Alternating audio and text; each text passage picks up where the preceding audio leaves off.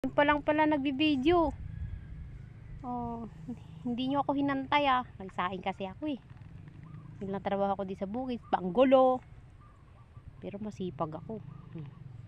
Masipag akong kumain. Masipag akong mang-okray. Di ba Danilo no? Masipag. Masipag tumayo. Mga ka-farmers. Yung mga tauhan ko daw ginugutom ko. Alabad kayo, wag kayong ganyan. Danilo. Diba Danilo ang bait ko kaya ano?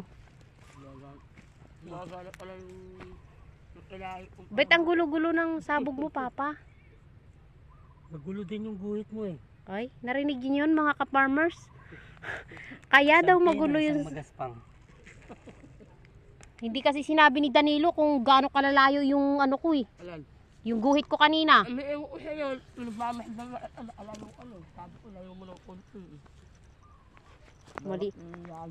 Mali pala yung ano ko. Yung sabo, yung pagguhit ko. Kaya pala gulo-gulo yung...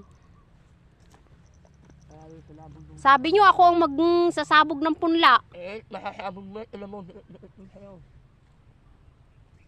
Kaya pinulaan pa yung ano ko, mga ka-farmers. Yung gawa ko. Sila na nga ang tinutulungan. Sila pa ang mga marireklamo. Ay nga, ang buhay nga naman talaga. Oo. Saan pa sila nakakita ng tinutulungan sila? Wala nga bayad, di ba? Ako lang ang tumutulong. Bukod tangi.